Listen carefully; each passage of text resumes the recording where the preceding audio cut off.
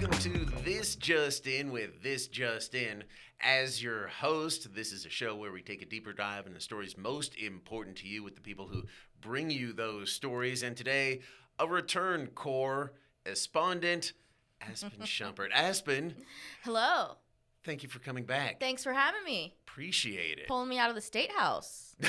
Yeah, I know that breaks your heart. We're going to talk a lot about all the things happening in y'all's Idaho Legislature here in a sec. First, though, Aspen, if people out there couldn't tell, you're younger than me. So Slightly. Slightly. All right. Let's not say slightly like that. All right. No, it's fine. You very much younger than me. So you're more tuned in to pop culture. So when you're on, I like to ask you, what's big in pop culture right now? What's big in pop culture this week? Well, there's a lot of things. But Okay. This week, I would have to say The Bachelor finale. The Bachelor It was on season Monday. finale. We ended it. We know who wins. Okay. Yep. Initial reaction. I felt like this season in general has been a little eh. It was only 9 episodes, which usually Really? a season of The Bachelor is long. Or Like, any season. yeah. 9 episodes. So it went really quick. Yeah. Not, I'm kind of happy because I wasn't loving the season, so I'm like, okay. Oh, you no. know. So you're just like, just put it out of its Yeah, misery. let's just end it. It's changed. The series has changed over years. How do you think it's changed? Like, I used to think it was really dramatic and, like, Yeah. people were getting in fights and it was, Oh like, my good gosh. TV. And now it not feels staged, but there's just, like, the drama, maybe because I'm older now. So But it seems more like they're blowing this out of proportion. Or, I 'Cause, see they're like, trying to okay. find things. You're seeing, gotcha, sort of the daylight, Yeah. the cracks in the machine and stuff. Because, I mean, I hate to break it to you. I figured this out recently as well. It has always been staged. Mm-hmm. Which reality TV is. Yes. Mm-hmm. Yeah. Reality TV, pro wrestling. Sorry, it's all scripted. It's all staged. But that doesn't mean I don't enjoy watching Right. it. Oh, yeah. Or talking about Yeah. it. So let's go back to the beginning. The choice of Grant Yeah. to lead this season. Mm-hmm. He's a guy who really didn't even make it very far when he was on The Bachelorette, and yet they're like, nah, he's our guy for this I can't season. remember how far I feel like he was in top 5. Oh, really? Okay. I think. I read again in the 5 minutes of research I did Yeah. on pop culture websites that he didn't get super. I think he was in top 5. Top 5 is not bad. Not but bad. I We don't knew think- who he was for sure. Yeah, I heard he didn't get to like the hometown visits. No, or he something. didn't get to Okay. hometowns, which I think is top 4. So I Okay, think he so might have. just barely missed out on that. Yeah. And people were critical of that. It's like, man, that's when the rubber really hits the road. Yeah. So he sort of didn't understand how to bring that drama. Yeah. Did you? I you also see felt that? like he was quiet Okay. on the season of The Bachelorette that he was on. I felt like he was quiet. But he's good looking. So when he was named The Bachelor, we were like, okay, let's go with it. Yeah. I mean, everybody on there is pretty good looking. Yeah. But it's interesting. They were like, it feels like they're making drama out of nothing. And it feels Yeah. like this guy's kind of quiet. It's like, are we being mad at adults acting like adults? Who could say? I could say we might be, but if you're going to be on reality TV, you got to be out there acting a little ridiculous. Okay, Yeah, in the that's true. end, Grant chooses and proposes He does. to Juliana. They were already calling each other boyfriend, girlfriend. Was this even a surprise? No, I felt like he was gonna choose Juliana, but I wanted him to choose Latia, who Okay. was the other girl. I just felt like they had more of a connection, but there was Interesting. a little bit of a religious difference there. Gotcha. I believe she's Mormon. Yep, Yeah. she grew up Mormon, and he isn't, and so Okay. I think ultimately, that's maybe why he did choose Juliana. I think it probably might have not worked out with Lydia. Yeah. Even though we all wanted it to. We all wanted it to. Do you think a Yeah. lot of people were rooting? Yes. Really? Yes. Yeah. For sure. Why is that? I don't know. I just Seemed like there was more of a connection. more of there. a connection, like, and then after the proposal, and he didn't propose to Lydia, the after show, she came on and was like, you told me it was me the whole entire time and we could have stopped the show week 6. So, like, I am shocked. And when Grant finally some drama. Yes, I was like, there we go. And when Grant sends Lydia home on that proposal day, she's like, come on now. What changed? Like, we're Wow. switching up crazy. I think a lot of people, again, from what I read in my extensive 5-10 minutes of research, people love to see that. There's like, yeah, Yes. where was this fire? Yes. Standing up for yourself, being Yeah. like, yo, you lied to me, you led Yes. me on, I was the one. What happened? Yes. Grant. But then I'm like, well, he's also dating like 20 women, so it's kind of an odd situation to begin with. Might be, You yes, know, nothing leading normal. on, and, you know, it's like Nothing normal about that Yeah. show. Absolutely, he might have told a number of women that they were the one, or yeah, gave and that them seems to be the trend. They all that's happens every year. I mean, of course, Yeah. yeah. That's sort of the point of the show. Yeah. Yeah, whether it's the Bachelorette or the Bachelor, that you don't know who it's going to be. Yeah. And I'm sure the producers told Lydia, like, you're getting engaged today. Like, she was Yes. very blindsided. 100%. That's Yep. that's the producer's job again, to create drama. They like Yeah. talk these up, get people riled up before those interviews, Yeah. get them fired up. Yep. Alrighty. So it's over, but the end was a little fiery. So yeah.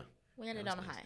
And now they got like golden bachelors and bachelorettes on Bachelor in Paradise. Paradise, yes, which I actually love Bachelor in Paradise. That's more of like That's like that's the like summer. Love Island. Like it's like Yes. a bunch of different people dating, not like one guy and 20 girls, or vice versa. Yeah. It's sort of the over the summer season, they're not looking for as many viewers, but I've heard it gets real messy. Yeah, and now we're throwing the Golden Bachelor contestants onto the Yeah. Bachelor in Paradise piece. So that will be a little interesting. It will have to be like watching your Your grandparents go on vacation and date. Yeah. Yeah. But I'll tell you, like Golden Bachelor, Golden Bachelorette, those series were popping off when they first introduced them. I know, People and loved it. I haven't watched a single one. Oh, really? Yeah. Maggie was all over No, it. I know. People have loved them. I don't know. I felt lukewarm on just the franchise in general. But I love that Bachelor in Paradise is coming back. Okay, alrighty. Because that gets fiery. I can imagine. Yeah. And do you think, like, I imagine it'll be, like, not frowned upon if, like, a Golden Bachelor I would was date, thinking like, that- a normal Bachelorette. I was thinking about that, and I don't know. I don't know. I don't want to think about that. You know what? We're starting to get into really messy territory, even Yeah. messier than reality TV. So we're going to move on to something Right. else that's a little messy. Yeah. Transitioning smoothly to politics.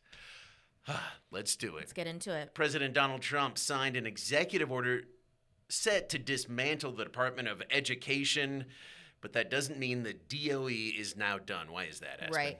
Yeah, and this was something, I don't think it was a surprise to many. It was almost a campaign promise. Right. We knew he was thinking about doing this, wanting to do it, but to completely dismantle it, that will need approval by Congress. And so this is kind of more of maybe those beginning steps and starting Right. to do it and shifting around, administration taking away certain jobs. So that's what this executive order is doing. Gotcha. Really a signal to Congress that, hey, this is what I want. And the president has a lot of supporters in Congress. So letting them know maybe y'all should get busy drafting a bill. Yeah. You can try to get through there. You also talked to the Idaho State Superintendent of Public Instruction, Yep. Debbie Gritchfield, about how this might affect the federal money Yeah. that Idaho students get. Let's listen to what she said about that. Let's use special education as an example.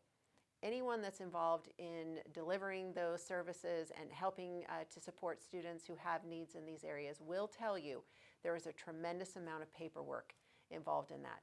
Well, I would love for our teachers to spend less time on the paperwork and more time looking to see what the student needs to have to be successful in the classroom.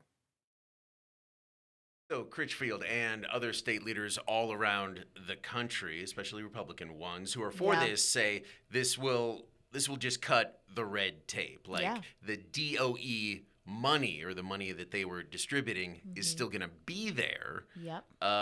They're saying this will just give more control over that to the states. Can you talk a little bit more about that? Yeah, so that federal money coming in, Critchfield has said, what I'm seeing, that's not going away. Okay. And that federal money comes with regulations on how Right. it can be used and what for. And essentially that is going to be taken away, and the states are going to be able to have more control of how to use that money. Critchfield gave some examples of, well, maybe, we want to put some of that in CTE, and we haven't been able to do that before. Okay. So it's really giving them kind of more of a say in how they can use the money that's coming into them. Gotcha. Definitely a positive idea from Critchfield. She definitely thinks this is going to be a good thing. Especially Idaho is a state that likes to have control, independence, make their own decisions. Right. This is just going to further that for them. Like states' rights, absolutely. Yeah, it's still plenty of worry out there that because funding requirements, as you said, being removed, that maybe money is not going to get to the students who need it. And Critchfield talked about it right there in that soundbite, special education, that money is right now from the DOE earmarked, where it's like this has to go to your special education students. Some of this maybe has to go to trade skills, whatever, stuff like that. Now it sounds like, and again, we don't know exactly how this is going to look. Right. So I think there's some uncertainty there regardless, that they're going to get a lump sum. And it's like, all right, get it out there. And some people who are right now counting on certain funding or money are like, we still going to get that or what? Yeah, and I think that's going to remain an unknown for Right. a little bit. But, we'll have to see how it all works out. It's hard to tell. Right. And I mean, it will show where Idaho's priorities are when they do that. Right. And you maybe get into contact with your state leaders and let them know how you would like to see that money spent, your district leaders. I asked Critchfield, for those who are worried, like, what do you suggest they do? And she said exactly that. Really? Reach out to the people that are representing you and letting them know what is important to you, for sure. Yeah, communicating with your state leaders. I know some of you out there think like, they don't care. Maybe sometimes they don't, but I think that they maybe care more than you realize. And change is hard. The Department of Education has been in place for a long time, and so this change is going to be hard for some. It's still a question mark on it. If it even happens, right? And I think that just adds to the uncertainty. But make your voice heard. Aspen, thank you on that. Another big issue in the legislature right now, transparency and the role that lobbyists actually play in getting bills passed. First, your piece on a couple of House bills that would change the way all that works. Roll it. This bill is about control. It's about creating an environment where it really suppresses our ability to be able to go to these events. It's called a transparency bill. Something the bill sponsor, Stephanie Mickelson, tells me targets what she calls dark money from outside groups trying to influence Idaho policy. In the last election cycle, there was a huge amount of money that came in from out of state, and basically for $2 to $3 million, these out of state groups bought our state legislature to be able to have the outcomes that they wanted to have.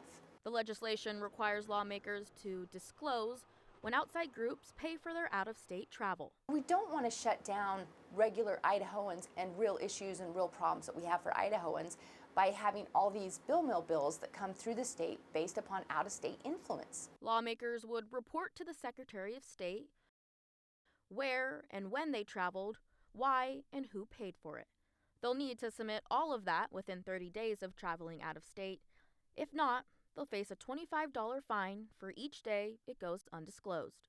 If we ourselves are unwilling to be transparent about what we are doing, how can we expect anyone else to do anything less than that? Currently, in-state lobbyists must report when they pay at least $130 for lawmakers' in-state travel, but out-of-state groups face no such requirement. Mickelson says that's the loophole she's trying to close. If we're not willing to do that, then goodness gracious, we shouldn't be making the laws.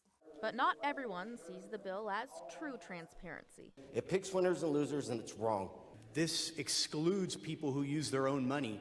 So if it's really about transparency, shouldn't everybody whether they can buy their way out of transparency or not, have to declare that. To me, this creates kind of a transparency caste system. The argument that it was a caste system was kind of silly, because I got to tell you, I think even legislators that could afford it, if somebody else is willing to pay the bill, why would they spend their own money? Other lawmakers say the bill is a good thing. We have sat here for weeks on end and debated about how we need more transparency in this state. We passed DOGE, which was a great idea. We've carved through bills. We've sent stuff back, and we just did one earlier. And then when it comes to us, we want to sit here and say, well, maybe this shouldn't apply to me.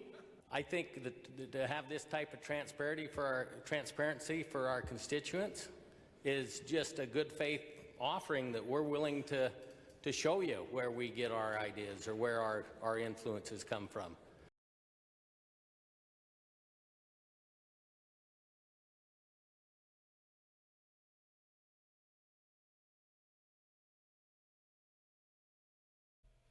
Hey, there we are. Really interesting stuff there.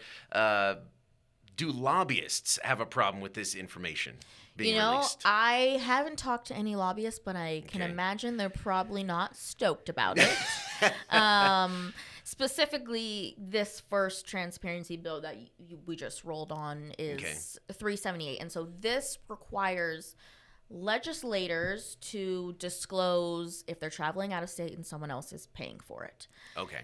So Mickelson is trying to kind of eliminate some of the outside money influencing Idaho politics and maybe having ideas that are maybe good for another state coming into Idaho. Maybe we don't have those same problems, but now we're trying to pass a bill because, someone might have got that idea from being at an out-of-state conference that a lobbyist was paying for them to go to. Right, absolutely. And people, I think, maybe don't understand exactly everything that lobbyists do, but they are sort of omnipresent down there at the State House, and they can pay for a trip. Also, often, pretty much every day throughout the legislative session, are paying for a lunch or a dinner or drinks for representatives or senators. All that does have to be disclosed. They also have to register as a lobbyist as well. So if you're curious who all is down there, you can actually go get a green book at the State House. It has a list of all of them and that's who they're what working Mickelson for. was trying to kind of close the gap on. There is the requirements for the in-state lobbyists to disclose when they're spending at least $130 to do some of those things. But there wasn't that requirement for out-of-state lobbyists and the out-of-state travel. And so she was really trying to shore that up and thinks that the public has the right to know who is sending your representatives. That's really interesting. Thank you for clarifying for that for me. I worked in an office for a number of years with a lobbyist. He was local, but didn't realize that. So, absolutely. And if you want to know how much lobbyists are contributing to campaigns, you can find that. There are requirements there. But for out of state money, it's like, nah. It's again, that doesn't seem right to her. So, and you heard some lawmakers weren't stoked about the idea of having to disclose, where they're going and why. But they preach about transparency in schools, transparency in some of the other bills that have come through the State House this session. So why would they not give transparency on this? Right. And I mean, that's a question we're probably going to talk more about. Lobbyist really seems to be a dirty word in the community. Why do you think that is? I think it's because of Mickelson calls it dark money. And the influence that lobbyists can have on people representing Idahoans. And just to be clear, if you're not sure, lobbyists don't only work for huge corporations or think tanks that you disagree with. Like if you have an ideology or an idea, sort of a campaign, there's probably a lobbyist down at the State House. They're like Freedom Foundation has a lobbyist, the ACLU has a lobbyist, but also cities and counties and various businesses, small businesses, City of Boise, like all those different people are working down there. And if you don't like what they're doing, certainly understandable, but it's more than just, some people working for a huge corporation that Right. maybe you don't like that are just buying votes Right. left and right. So sort of to help you understand that. And again, some of this stuff you can just look up yourself. I mean, campaign finance, you can figure out who's donating to Yeah. campaigns and, Yeah. and how much. Seems like, though, a lot of lawmakers are for the idea of, again, 2 bills. 2 bills. Yeah. Yeah, one is the one that you heard the package roll on. That's the requirement of the state legislatures. So the lawmakers in the state house. Gotcha. The second, and that passed out of committee yesterday, actually. So it is going on Nice update. to the Senate floor, Okay. and that will be its last hurdle before. Okay. No, I'm wrong. It was in committee and was sent to the 14th order. So it's sent to the floor with possible amendments. Amendments. Yeah. Okay, the amending order. Yeah. And that not always is a great sign because so you heard the House, the full House talking about it there, got sent to the Senate committee, the Yep. other side of the legislature, and Yep. then sent to the full Senate, but they're like, we're going to need to make some changes. to Yeah, they this. wanted to shore up some of the language.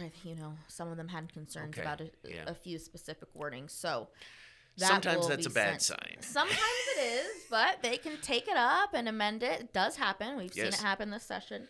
So time will tell. The second one would be the requirement of state officials, so the governor, the attorney general.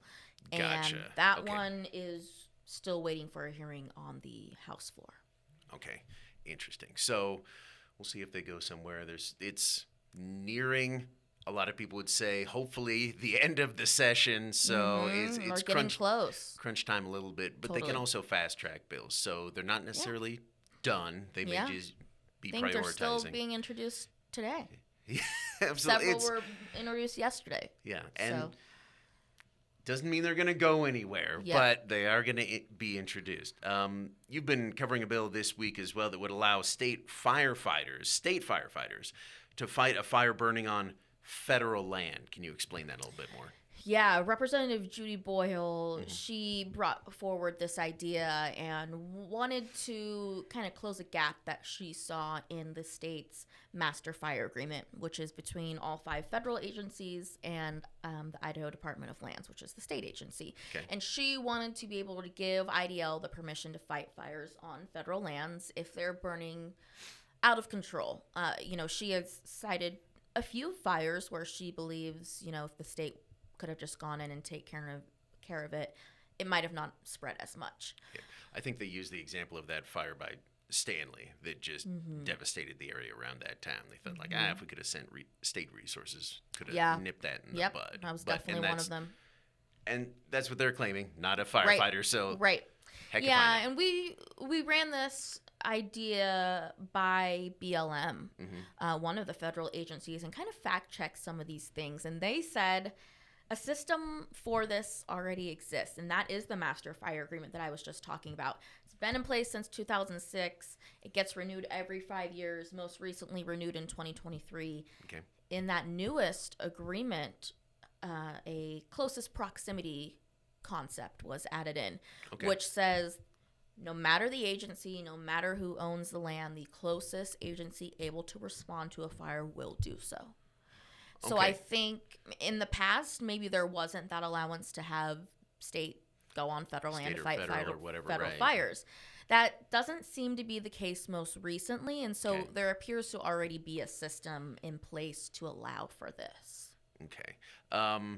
And again, we're not lawyers ourselves, but Right. that seems to be there. Yep. Did Representative Boyle, when she heard that from the BLM, did she get back to you about that? Yeah, I circled back around with her on this, and she still feels like there is a gap in the language, Okay. and it doesn't exclusively give the state permission to go on all federal land. Again, BLM is Okay. saying that's not true, so they are definitely on 2 different sides of this argument. But Okay. also, there is an attorney general clause in the bill that allows the attorney general to seek reimbursement if the state does go on and fight fires on federal gotcha. lands, which is also already outlined in the master fire agreement. But she says she put that in because the federal government has been behind on making those payments. Okay. And so kind of maybe pushing it forward with the Attorney General being able to pursue civil action, which he can already do. He doesn't need a bill to be able to do that. But again, these are the reasons of the language that she wanted to put in the bill. And sometimes clarifying language is needed, but appreciate you being on all that down at the Idaho Legislature. Boy, if you thought we had a breakneck transition earlier going from the Bachelor to the Idaho Legislature, we're going to do it again. Let's talk about some comments I've gotten, Aspen. Okay. First, Mike said, quoting, "How refreshing to have Hunter Funk." Shout out to Hunter Funk. "Doing the news Saturday morning. She doesn't twist up her face and laugh all the time like JustIN does." Do you twist up your face? I don't think so. Replace him with her. He acts like a moron most of the time.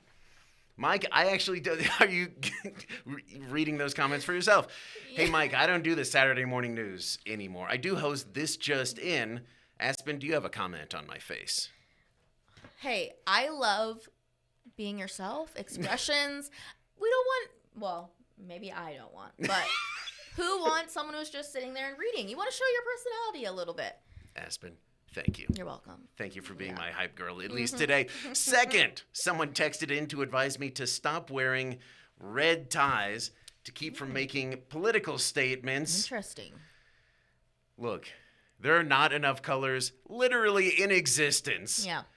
Or at least that I look good in, to avoid wearing red and blue. Although today I did wear both. Yeah. In the same tie. I did it, everybody, but I want to wear different ties day to day. Aspen, how much attention do you pay to the colors you wear every day?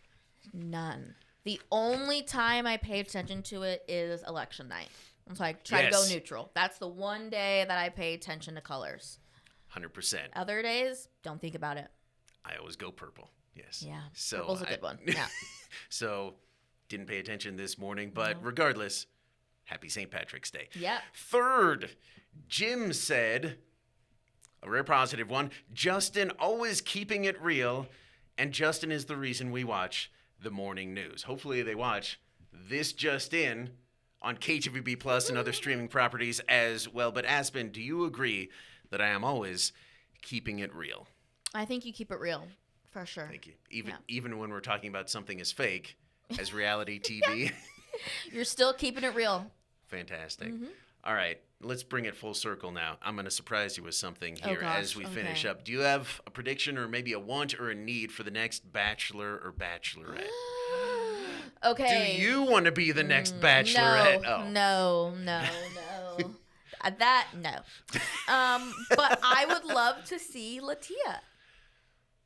Yes. I'm like, that's she was a fan favorite, but I also heard there might be some talks of someone from several seasons ago. Her name is Victoria. I would also love that. But we'll see. A lot of good choices. Don't screw it up again. Yeah. Bachelor producers. If you got comments or questions about the Bachelor, Bachelorette, or the Idaho Legislature, we cover it all here. Text it to 208-321-5614. Use the hashtag JustIN. See you next time.